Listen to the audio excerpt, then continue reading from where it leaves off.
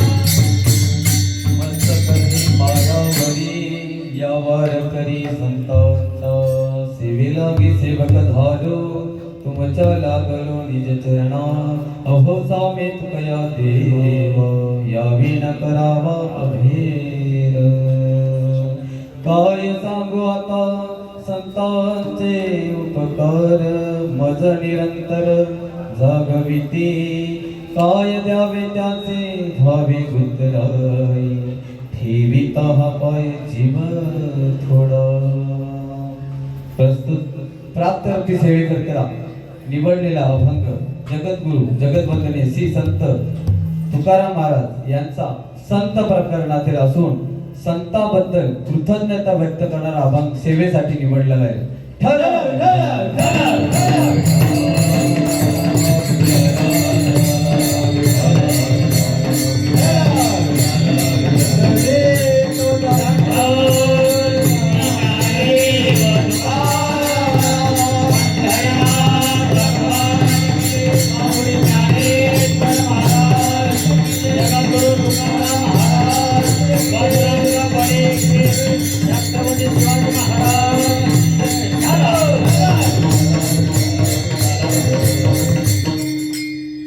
सेवेला सुरुवात करण्यापूर्वी थोडासा पर्याय देणं वक्त्याचा आद्य कर्तव्य म्हणून दरवर्षीप्रमाणे आपली चालत असलेले पायी दिंडी सोहळा आणि या पायी दिंड्यातील 15व्या दिवसाची 15व्या वर्षाची आणि 6व्या दिवसाच्या दुपारच्या सत्राच्या कीर्तनाच्या सेवेची माझ्याकडे आपल्या सर्वांच्या अनुमते गुरुवारी योगेश महाराज घरत गणेश बाबा आणि आपल्या सर्वांच्या अनुमते माझ्याकडे आलेली सेवा मज पामरा हे काय थोरपण पायीची वाहन पायी आपल्या सर्वांच्या साथीने आजची सेवा करण्यासाठी संधी मला मिळाली हे माझे परम भाग्य उजळले भाग्य आता अवघी चिंता वारली संत दर्शनी हा लाभ पद्मनाभ बुजवले आपल्या सर्वांचं दर्शन झालं नवे माझं जीवन गुंतागुंत झालं या दिंडीमध्ये फक्त पायी चालण्यासाठी आलेला वारकरी आज कीर्तनाला उभा राहतो हेच या दिंडीचं मोठं आहे. ठल विठ्ठल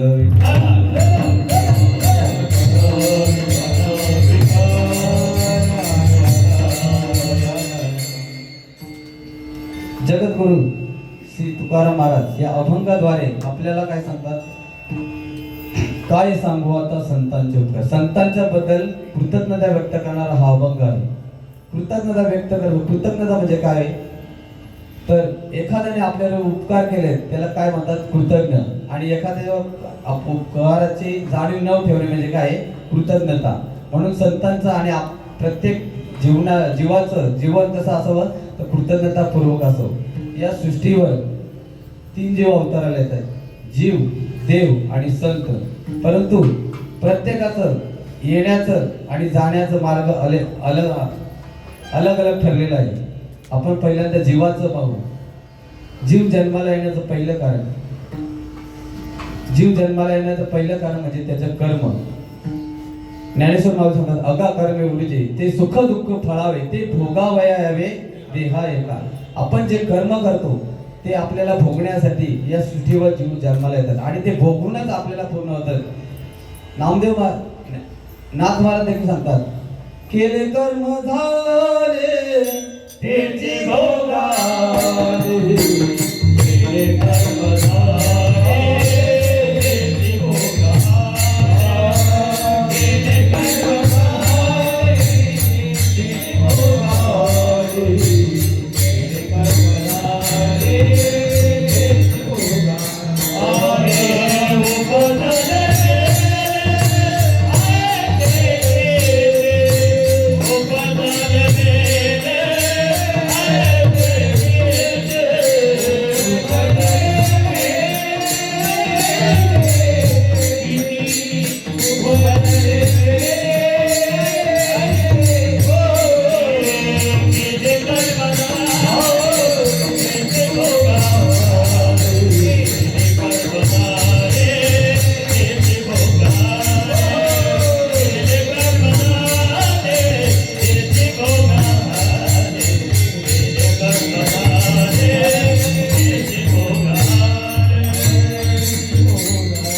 आपण जे कर्म करतो त्यानुसारच आपल्याला भोग भोगून या सृष्टीवर जन्माला यावं लागतं. तुम्हा आम्हाला नव्हे ते देवादिकांना देखील कर्म चुकून आहे नाही. कर्मे राम वनवासी गेला,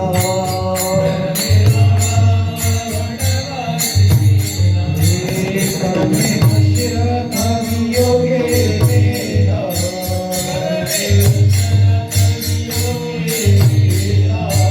कर्मे राम वनवास गेला, वनवास गेला, कर्मे रावण क्षयो पावला,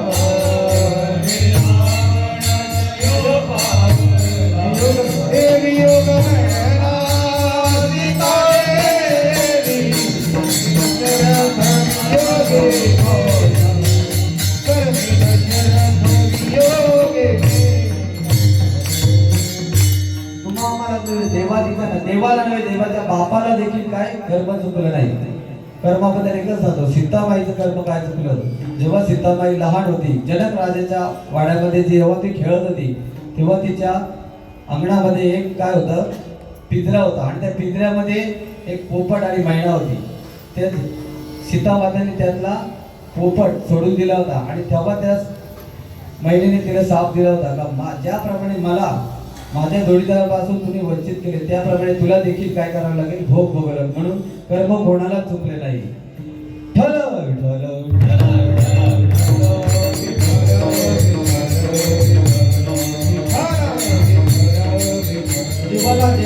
जीवाला जन्माला येण्याचं पहिलं कारण काय, तर कर्म.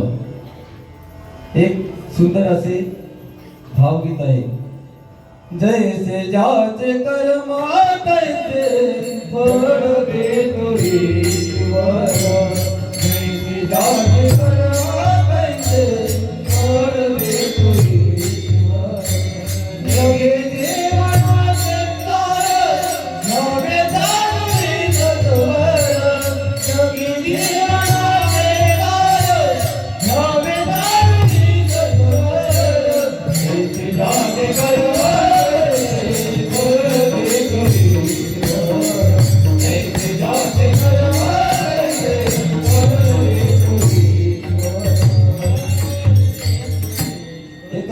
आपले जसं कर्म असेल आणि कर्म आपल्या कोणाला चुकत नाही. मग फिरून फिरून आपण जे कर्म करतोय ते फिरून फिरून आपल्याकडे येतंच. एक छान असा दृष्टांत आहे. अगदी थोडक्यात एकदा एका कंपनीचा मॅनेजर आणि साहेब चर्चा करीत होते आणि त्या चर्चेमध्ये साहेबाने त्या मॅनेजरच्या कानाखाली मारली.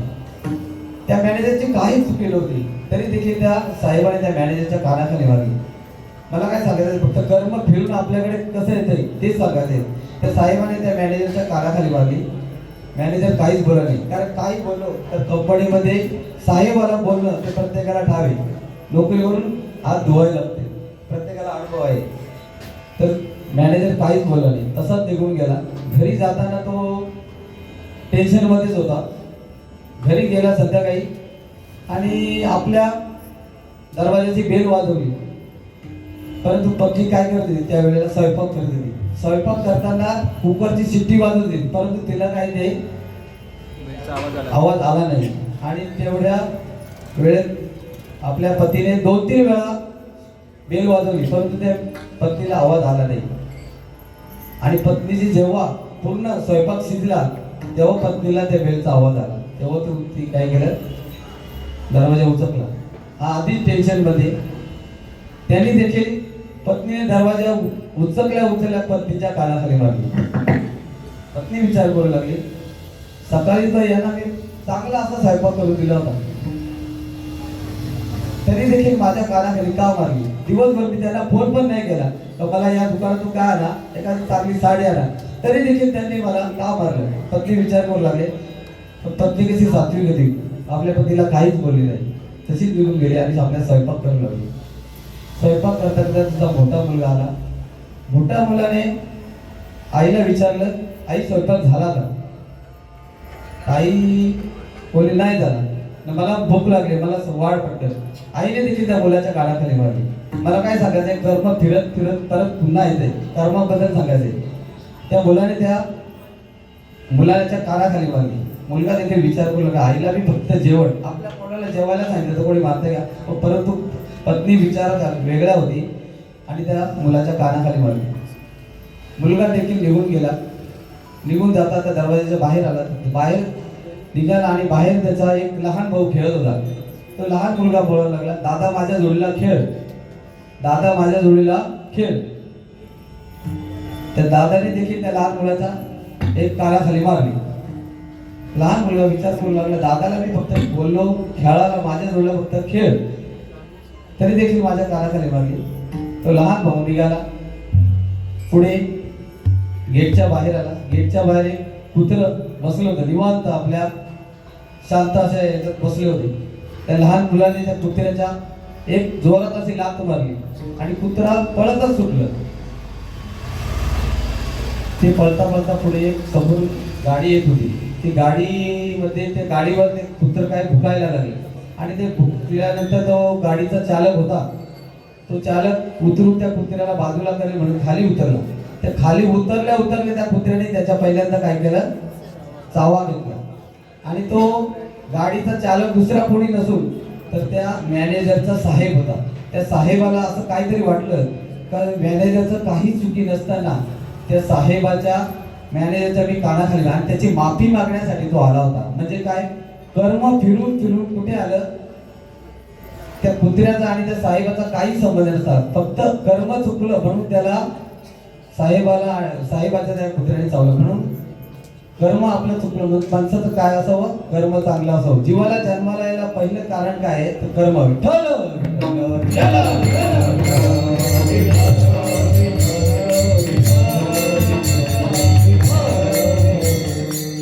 आणि जीवाला दुसरं जन्माला यायचं दुसरं कारण वासना. जन्म घेणे लागे वासनेच्या संगे. जीवाला आपल्या अंतकाळी जी वासना तयार होते त्यानुसार जीवाला जन्माला यावं लागतं. झाला तो गातला वाजणे,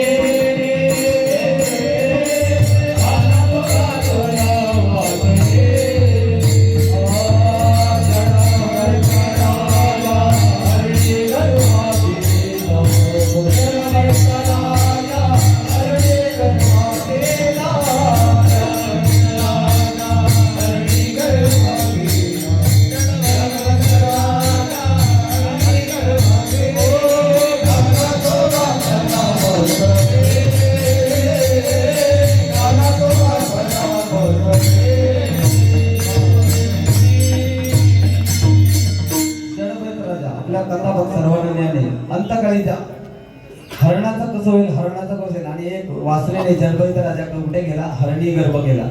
तसेच संत रोहिदास महाराज कथा बघा, आपल्या सर्वांना माहिती आहे. अंतकाळी आपली वासना जशी तयार होते त्यानुसार आपल्याला काय होतं, जन्म घ्यावं लागतं.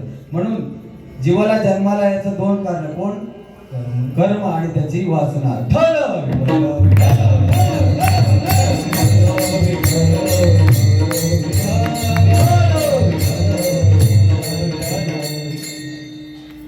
वासनेबद्दल सांगायला गेलं, वासना जर चांगली असेल तर देवाला देखील काय करावे लागते, पुरवावी लागते.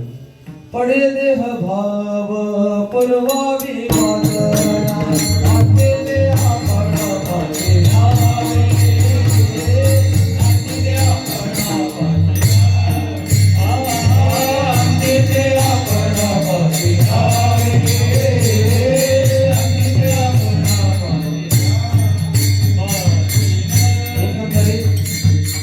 जीवाला जन्माला यायचं कर्म आणि वासना. म्हणून आपण आता दुसऱ्या वर्गाचा विचार करू. देव जन्माला कसं येतात, यदा यदा हि धर्मस्य ग्लानिर्भवति भारत अभ्युदम अधर्मस्य तदात्म्यं सुजात्मं. ज्या ज्या वेळेस धर्मावर ग्लानी येते, धर्म संकटात पडतो, धर्म बुडायला लागतो, त्यावेळेस काय, देवाला अवतार घ्यावा लागतंय. तसेच दुसरं, परित्राणाय साधूना विनाशाय दुष्कृतम धर्म स्थापनार्थाय संभवामी युगे युगे. धर्म रक्षावया अवतार घे.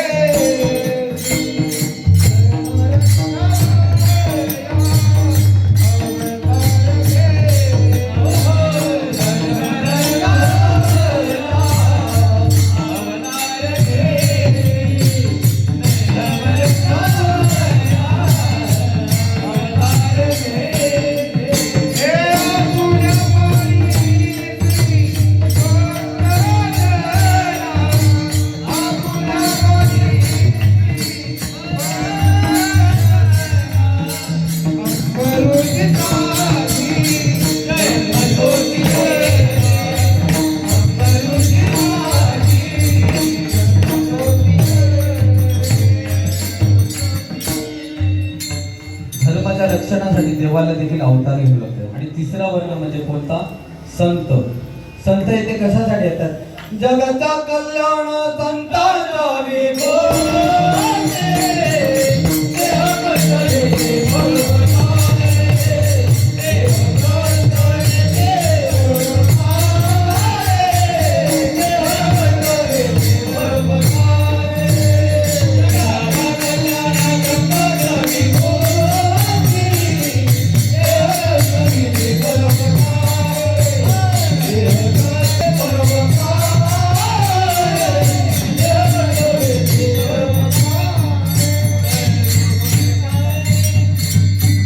ना.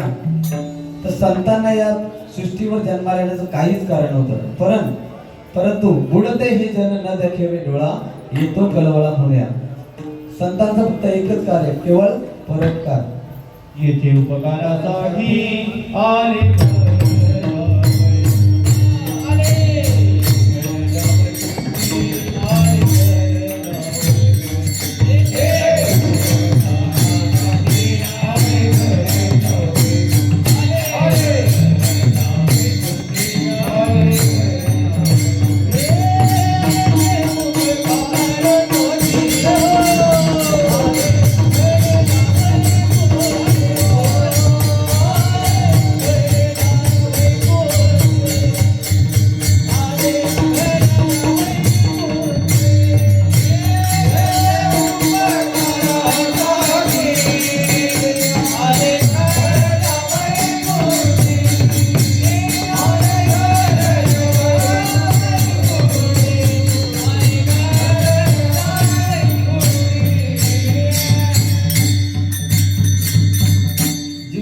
आल्यानंतर काय बनतो? स्वार्थी बनतो आणि हा उपकारापासून यावं.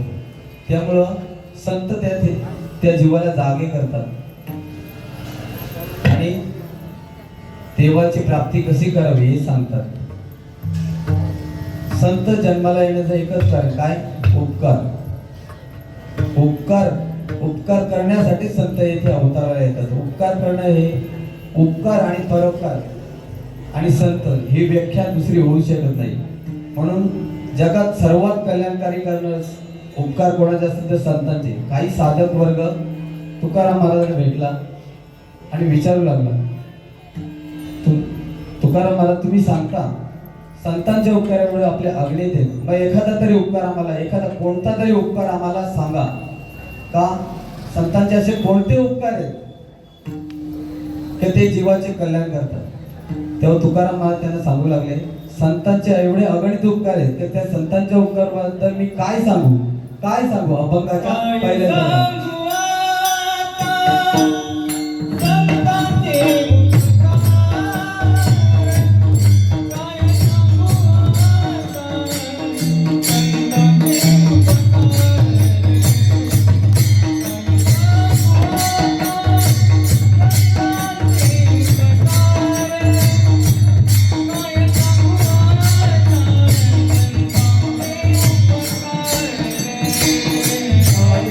Oh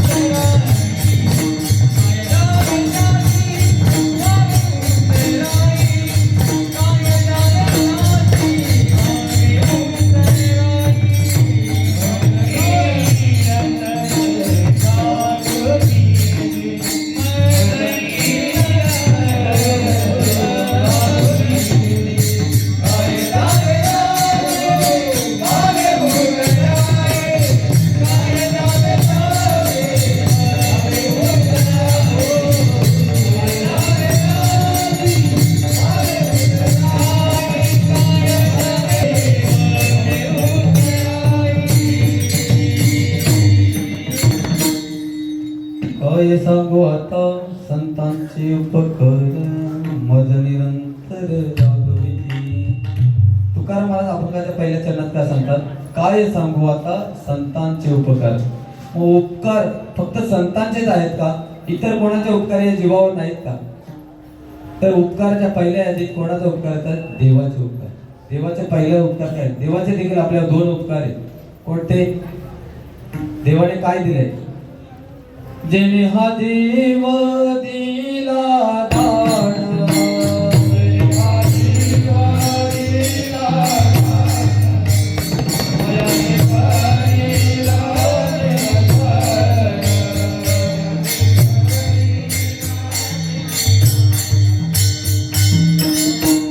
देवाने आपले काय दिले? पहिला उपकार. देवाने काय दिले? जीव. जगत जीवन नारायणा गायीन गुण तयसी. देवाने आपला पहिला उपकार, सर्वात मोठा उपकार काय? तर आपल्याला जीव हा दान दिला आहे. आणि देवाचा दुसरा उपकार काय? सगळ जीवांचा कडे तो सांभाळ, सगळ जीवांचा कडे तो सांभाळ.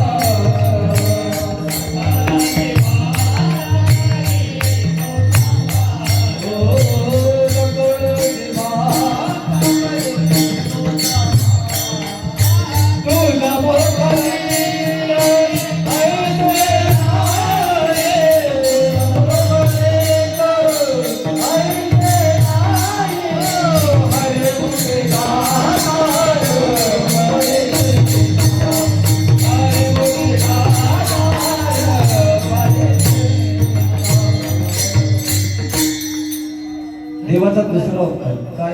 तर आपल्या जन्मापासून तर मृत्यूपर्यंत आपला सांभाळ कोण करतो? तर देव परमात्मा. आणि त्यालाच माहिती आहे वृक्षाची या पाने हाले ज्याची सत्ता, त्याच्या सत्तेशिवाय काय नाही.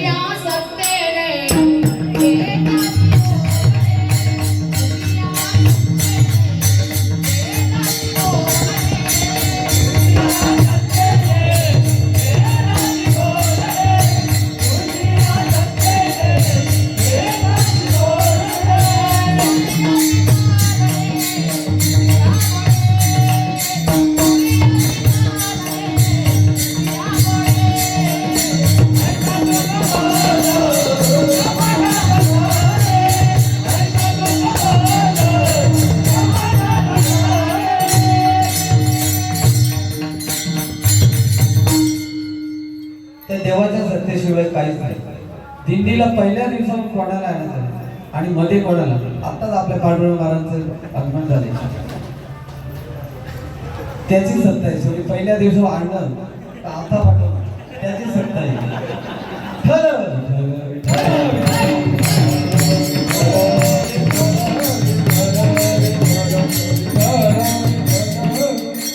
ठीक आहे. देवाचे आपले उपकार आहेत. आणि दुसरे उपकार कोणाचे? आई वडिलांचे. आई वडिलांचे आपल्यावर किती उपकार आहेत? आई वडील आपल्यावर किती उपकार करतात? आपल्या जन्माला आल्यापासून तर आपलं काय करतात? पालन पोषण करतात, लहानचं मोठं करतात, आपल्या मुलासाठी काय नाही करतात, किती कष्ट करतात. अहो त्या आईबद्दल सांगायला गेले, आईचे किती उपकार आहेत? आई माझी मायेचा सागर दिला तिने जीवनाला कर. आई माझी मायेचा सागर दिला तिने जीवनाला कर.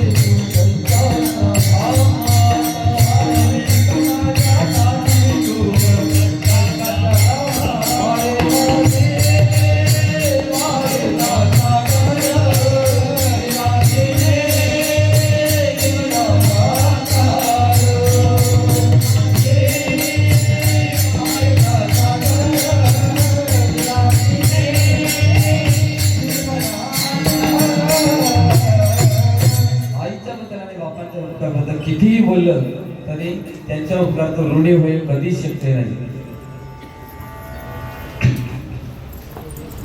तसेच आई वडिलांचे आपले अनेक उपकार आहेत, इतरांच्या मोडाचे उपकार आहेत. तर सत्य सांगतात रवी चंद्र घणा नदी वृक्ष आणि गाय आणि सज्जन असे 7 जणांचे उपकार आपल्याला शास्त्रकाराने सांगितले. या प्रत्येकाचे उपकार ज्या वेळेस सृष्टी निर्माण झाली त्यावेळेस जे जे आपल्या देवाने निर्माण केले ते केवळ या जीवाच्या हितासाठी रवी चंद्र घणा नदी वृक्ष आणि गाय आणि सज्जन असे 7 जणांचे उपकार आपल्याला शास्त्रकाराने सांगितले. रवी सूर्याचा किती उपकार आहेत हो.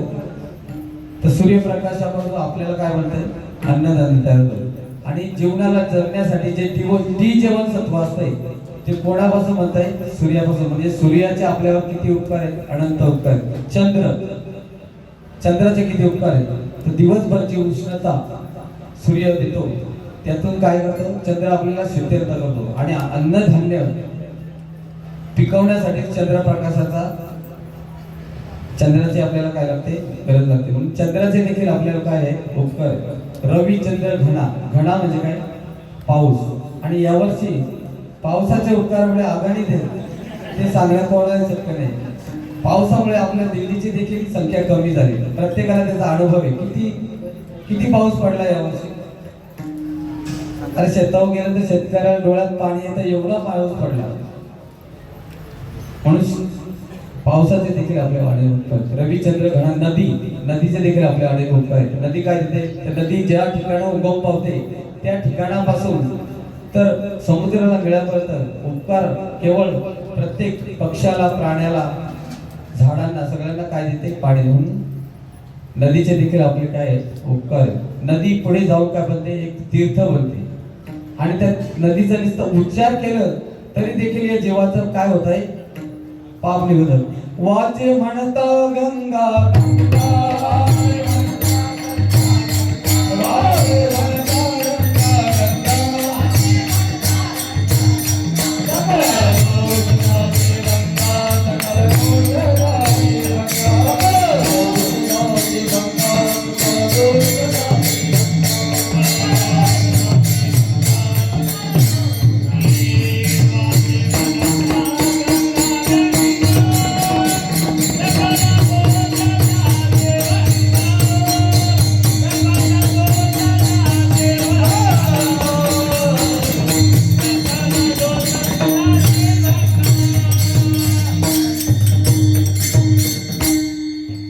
देखील आपल्याला काय आहे उपकार. रविचंद्र घणा नदी वृक्षाचे किती उपकार आहेत तर वृक्षाचे आपल्याला 7 प्रकारचे उपकार आहेत.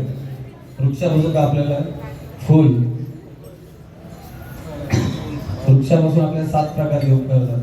फूल पान अन्नधान्य आपल्याला फळापासून आणि वृक्षाचे उपकार आहेत. वृक्ष आपल्याला काय देतो सावली देतो. जो खांडावया घाव घाले काजयाने लावणी केली दोघांची सावली दे वृक्ष दैसा. म्हणजे वृक्ष काय ज्याने झाड लावलंय त्याला देखील तशी सावली देतो आणि जो आपल्याला तोडायला येतो त्याला देखील सावली एकच प्रकार देतो. कुठेही भेदभाव नाही. म्हणून वृक्षाचे देखील आपल्याला काय आहेत उपकार आहेत. रविचंद्र घणा नदी वृक्ष गायीचे किती उपकार. गायीपासून आपल्याला काय काय मिळतंय दूध गोमूत्र आणि शेण तिन्ही वस्तू आपल्या हिताच्याच आहेत. म्हणून गायीचे देखील काय आहेत आपल्यावर अनंत उपकार आहेत. आणि सज्जन साधू संतांचे आपले उपकार आपण या अभंगात सांगतोच आहे. म्हणून जेवढे संतांचे उपकार आहेत तेवढे आपल्याला देवाचे देखील उपकार आहेत. म्हणून आपण या अभंगात काय सांगतो तर काय सांगू आता संतांचे उपकार मज निरंतर जागे. संतांचे दुसरे कोणते उपकार आहेत तर मज निरंतर जागविती. संत मग आपल्याला जागवतात. जागवणे म्हणजे शास्त्रकाराने एक तसं हे पाप सांगितलंय. एखाद्या वारकरी आपलं चालत असताना त्याला विश्रांतीच्या ठिकाणी झोप लागली तर त्या ठिकाणी झोपेतून जाग करणे शास्त्रकाराने काय सांगितलंय पाप सांगितले. परंतु काही ठिकाणी कोणाला जाग करणे हे शास्त्रकार संतांनी काय सांगितलं आपल्याला पुण्य देखील सांगितले. मग कोणाला जागा करणं पुण्य सांगितलंय.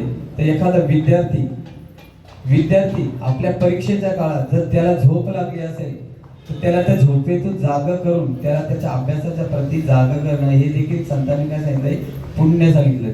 एखादा प्रवास करता करता त्याला जर विंडो सीट मिळाली आणि त्या विंडो सीट मध्ये चांगली हवा लागत असेल तर त्याला काय लागते, झोप लागते. मग त्याला त्या ठिकाणी त्याच्या योग्य स्थळी त्याला त्याच्या जागेवर उठून त्याला तेथे उतरणे हे देखील काय सांगितलंय, पुण्य सांगितलंय. दुसरं पण एखादा सेवक आपल्या सेवेच्या ठिकाणी जर सेवक म्हणजे एखादा कामगार म्हणू आपण कंपनीमध्ये गेला आणि तो जर झोपून राहिला तर त्याला त्याच्या हिताच्या जागी जागा म्हणजे त्याला त्याची काय सेवा आहे त्या ठिकाणी त्याला काय जागा करणं हे देखील पुण्याचं काम सांगितलंय. परंतु संत येथे जागे करतात म्हणजे कशा प्रकारे जागे करतात, तेव्हा आम्हाला झोपेत येत का आपण आता जर आपण जर जागा सर्वजण इथे जागे दिसतात, कोणाचे डोळे बंद आहे म्हणजे सर्वजण काय आहेत, जागे आहेत ना, ठीक आहे. पण जागे संत आपल्या तरी देखील सांगतात वजन घेऊन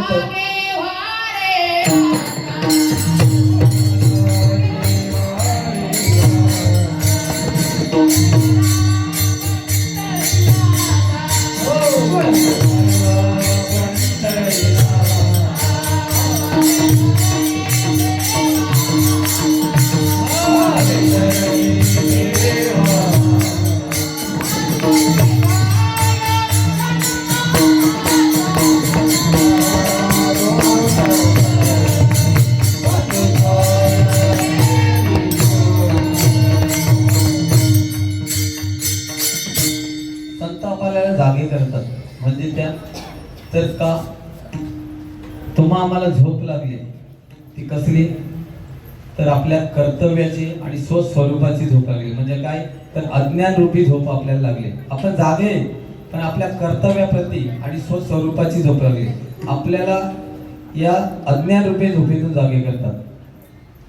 तर मग या दोन झोपेतून जागे करतात. पहिल्यांदा आपले कर्तव्याची झोप म्हणजे काय हो तर आपल्याला या देवाने हा जीव कशासाठी दिलाय, आपण काय या जीवाला आल्यानंतर काय केलं पाहिजे. तसेच या सर्व ठिकाणी आपल्याला संत जागे करतात.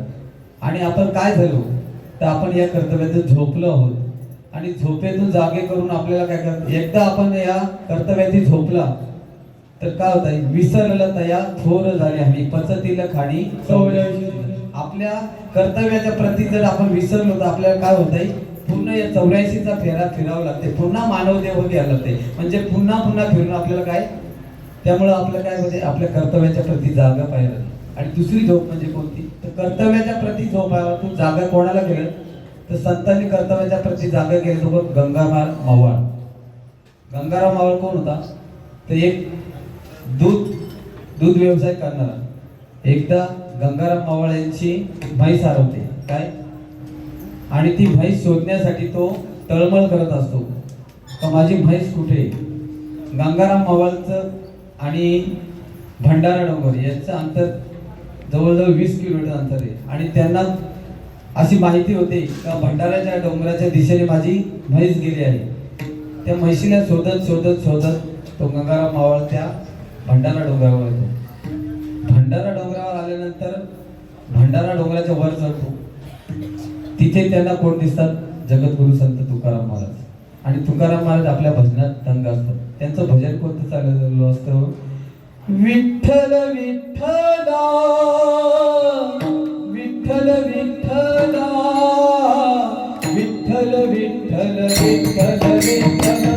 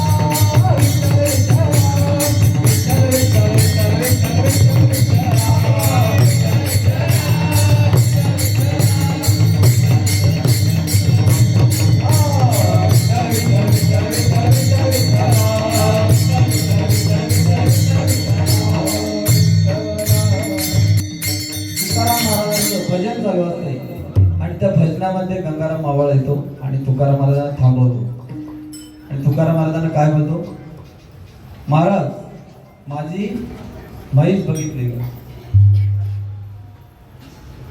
तर महाराज सांगतात, महाराजांना त्याची तळमळ लक्षात येते आणि महाराज त्याला बोलतात, अरे तू त्या म्हशी शोधण्यासाठी, म्हैस शोधण्यासाठी जेवढी तळमळ होतो, जेवढी विठ्ठलाला शोधण्यासाठी केली, तर तुला काय भेटेल? देव भेटेल. आणि तू म्हैस तुझ्या कुठे, तुझ्या घराच्या खुट्याला बांधून ठेवली, तो निघून जातो ना, घरी जातो आणि घरी बघतो तो म्हैस बांधलेली असते. पत्नीला विचारतो, तू म्हैस तुम्ही बांधली का? तर नाही. मुलाला विचारतो, तू बांधली का? नाही. तेव्हा त्याला तुकाराम महाराजांचा अधिकार लक्षात येतो आणि तो पुन्हा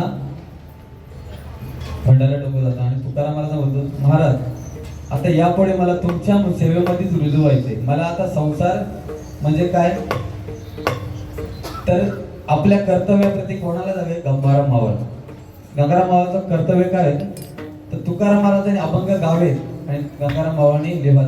म्हणजे काय, लेखक झाला. गंगाराम मावळ लेखक झाला म्हणून आपल्या कर्तव्याप्रती जागा केलं. मज निरंतर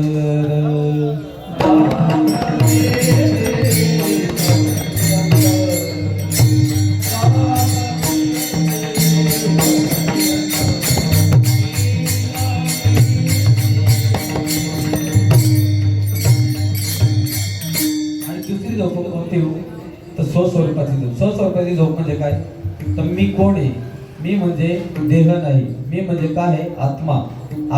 आणि या स्वस्वरूपाच्या झोपेतून काय केलं, संतांनी जागा केली आणि जागे करून काय आलं, उठ जागे वारे आता स्मरण करा पंढरीनाथ, भावे चरणी ठेवा माता, सुगवावे ताया जन्माचा, धनदारा पुत्र धन. संतांनी आपल्या जागे केले. जागे करून काय सांगितलं, तर देवाचं चिंतन करा. आणि देवाचं चिंतन करता करता संतांनी दुसऱ्या ठिकाणी जागे केले. जवळ सकळ सिद्ध आहे, हात चालावया पाय, तव तू आपले सहित बाई तीर्थयात्री जाय चुकू नको. तसेच संतांनी अनेक प्रकारे जागे केले. क्षणक्षणी हाची करावा विचार, तारावया पार भव सिंधू. आणि कोणता विचार करा सांगितला, सरसर विचार करा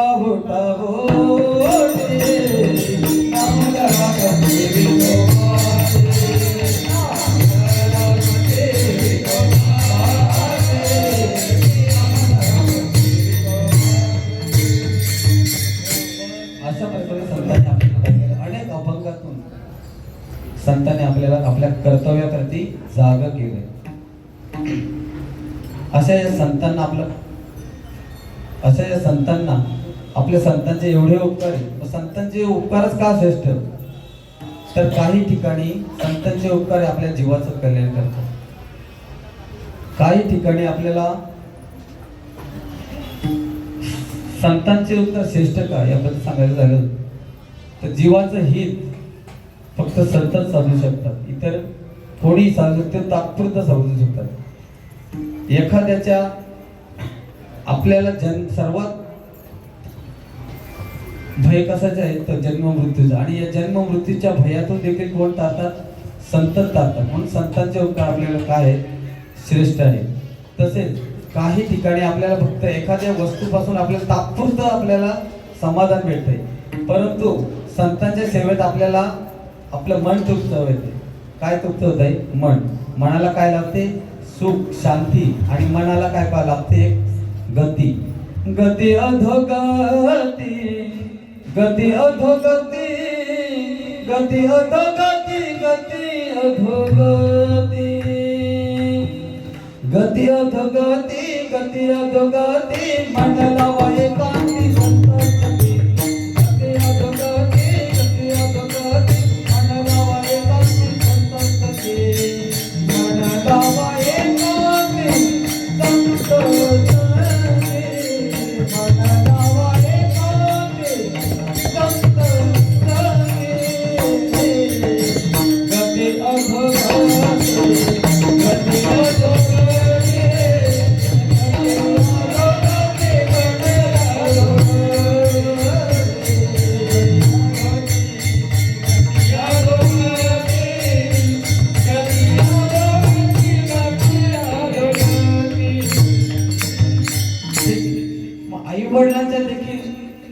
संतांपेक्षा संतांचे श्रेष्ठ आहेत का? हो. संतच सांगतात, केले उपकार सांगू काय, केले उपकार सांगू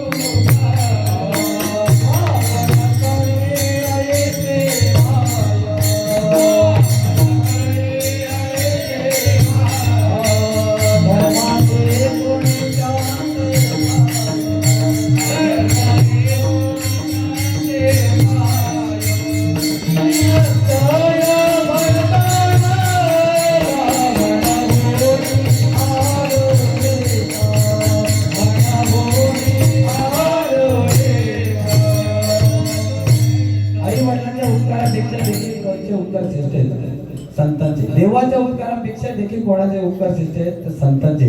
मग या संतांच्या उपकारातून आपल्या उत्तराई होण्यासाठी संतांना आपण काहीतरी दिलं पाहिजे. काही साधक बोलू लागला तुकाराम महाराजांना, काही संतांच्या उपकारातून उत्तराई होण्यासाठी संतांना आपण काहीतरी दिलं पाहिजे. तेव्हा तुकाराम महाराज सांगू लागले, अरे या संतांच्या उपकारातून उत्तरासाठी त्यांना काय देणे हे काही शक्य नाही. माणसाला सर्वात प्रिय काय असतो? तर जीव. आणि हा जीव त्यांच्या चरणावर ठेवला तरी देखील त्यांच्या उत्तराई होऊ शकत नाही. अभंगाचं दुसरं चरण.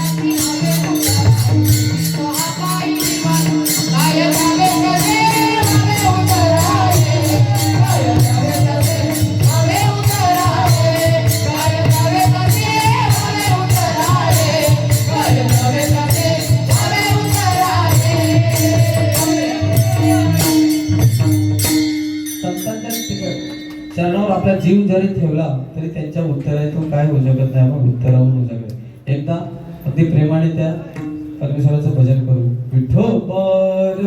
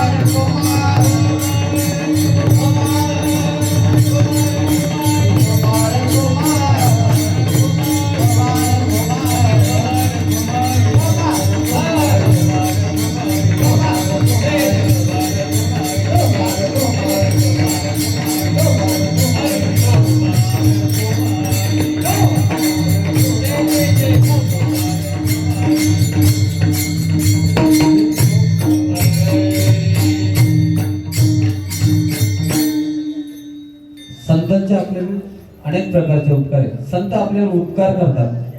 मग या उपकार करताना संतांची आपल्यावर उपकार करण्याची पद्धत कशी? अभंगाचं तिसरं.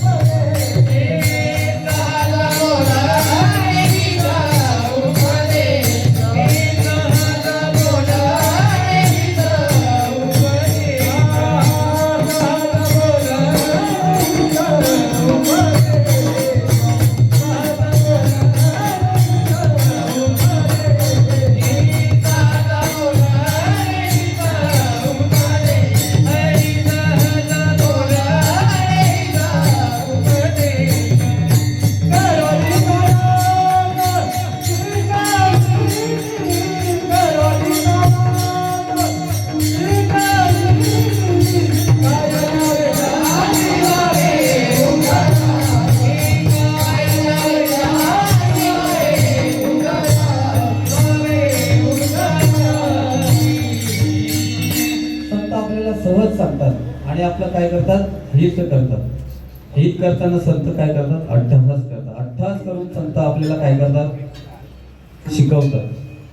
मग संत आपल्याला शिकवतात, परंतु आपल्याला संत आपल्या आई वडिलाप्रमाणे काय करतात, सांभाळ करतात. एखादी पक्षी उंच विहार करीत असताना तिचं चित्त पूर्ण करून कुठे असते, तिच्या बाळावर असते. तसं संत आपल्याला काय करतात, सांभाळतात. अभंगाचं शेवटचं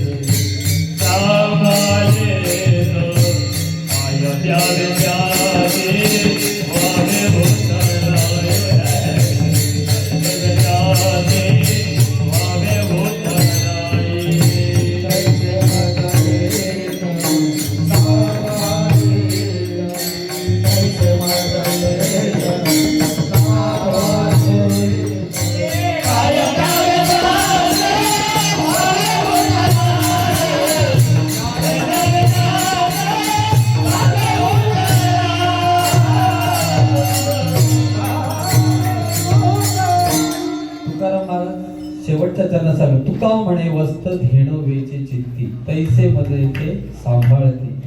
एखाद्या गाय अरण्यात चरत असेल, परंतु तिथं पूर्ण लक्ष आपल्या वासरात असेल, तैशाप्रमाणे त्या भावनेप्रमाणे आपल्याला संत कसे सांभाळत असतात.